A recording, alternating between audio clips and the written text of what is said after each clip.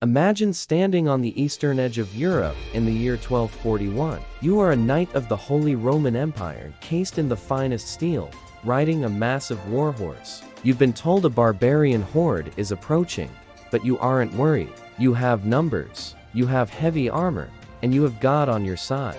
But then, you see them. Not a solid line of infantry, but a cloud of dust on the horizon. They hit you with a rain of arrows and vanish before you can raise your sword. By the time you realize they are behind you, it's already over. Today, we unlock the terrifying speed of the Mongol Empire, the lightning force that conquered the world. Welcome to Time Unlocked. The engine of conquest, the Mongol Empire, was the largest land empire in history because they had the most men. In fact, they were almost always outnumbered. They won because they functioned like a single, massive organism. The heart of this organism was the Mongolian horse, small, sturdy, and capable of surviving on nothing but scrub grass. Every Mongol warrior traveled with a string of 3 to 4 horses. When one horse grew tired, the warrior would leap from one saddle to another mid-gallop. This allowed them to cover 60 to 80 miles a day, a speed that was physically impossible for European armies who were lucky to cover 15. To the European mind, the Mongols appeared to be in 3 places at once.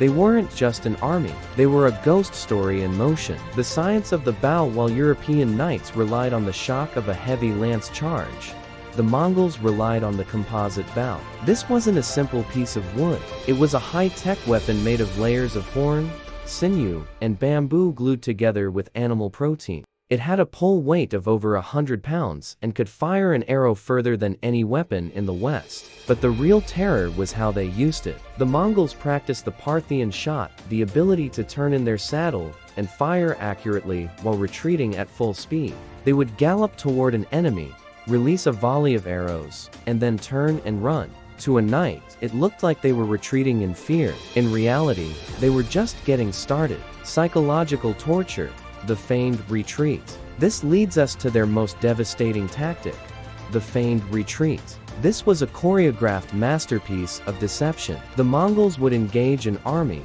pretend to panic, and flee in total disorder. Overconfident European commanders, eager for glory, would break their formations to chase the cowardly nomads. They would chase them for miles, their heavy horses panting, their armor becoming a cage of heat and exhaustion. Suddenly, the fleeing Mongols would reach a pre-planned killing zone. On a single signal, often a whistling arrow or a drumbeat, they would turn their horses around.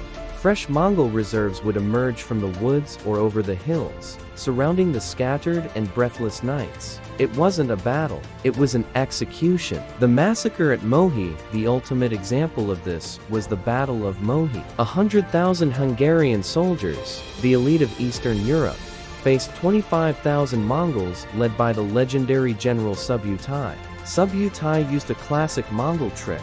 He left a gap in his encirclement. To the terrified Hungarians, this looked like a chance to escape. They broke ranks and ran for the gap. But this was the Golden Bridge, a trap. Subutai knew that an army fighting for its life is dangerous, but an army running in fear is easy to kill. As the Hungarians fled through the opening, the Mongols rode alongside them, picking them off one by one for miles. 50,000 Hungarians died that day. Mongol casualties were negligible. The legacy of the horde. The Mongols didn't just conquer with arrows. They conquered with information. They used a sophisticated messenger system called the Yam, which functioned like an ancient version of the Pony Express. This allowed Genghis Khan and his successors to coordinate movements across an entire continent with terrifying precision.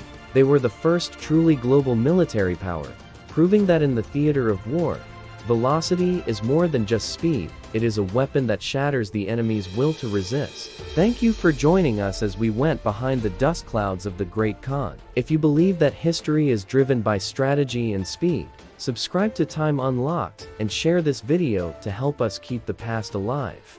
Who do you think was a better general? Alexander the Great or Subutai? Let us know in the comments below.